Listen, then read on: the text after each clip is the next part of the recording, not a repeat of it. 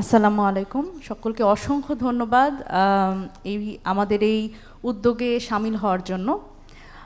আমাদের এখানে উপস্থিত আছেন আমাদের অতিথিবৃন্দ এবং আমাদের প্রধান অতিথি জনাব নাহিদ ইসলাম এমপি, তিনি আসবেন এবং আমাদের যারা সংসদ সদস্য হিসেবে আমাদের অতিথি আছেন তারা সবাই আসলে সংসদ শেষ করে হয়তো বা মাঝখানে একটু আসবেন, শেষ করে না হয়তো মাঝখানে আসবেন।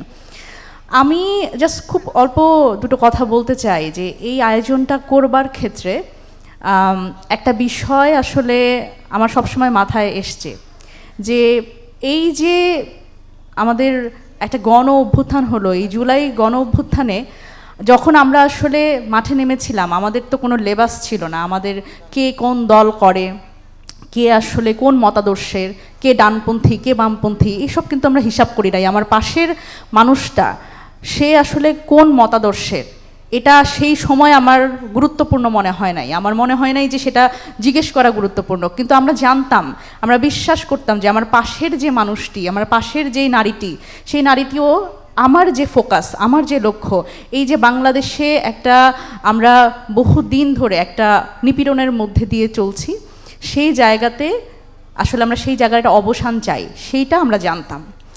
এবং আমি মনে করি যে এই 14ই জুলাই এই দিনটা যদি না আসতো 2024 সালের জুলাই মাসে, তাহলে আমার মনে হয় যে আন্দোলনটা আসলে শেষ পর্যন্ত এই পর্যন্ত আসতো কিনা, এটা একটা বড় প্রশ্ন। এবং আমরা আসলে 24 সালের পরে বারবার করে বলেছি যে সেই জুলাইয়ের নারীরা কোথায় গেল, জুলাইয়ের নারীরা কোথায় গেল।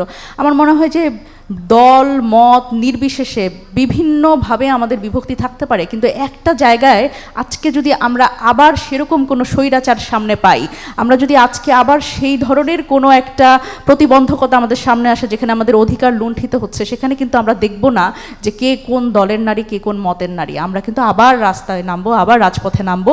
তো এই জায়গা থেকে আমার মনে হয়েছে যে আমাদের আসলে একত্র হওয়া খুব জরুরি। এটার আয়োজন আজকের জাতীয় নারী শক্তির পক্ষ থেকে, কিন্তু আয়োজন কাউকে করতে হয়, এই উদ্যোগটা কাউকে নিতে হয় বলেই এই উদ্যোগটা।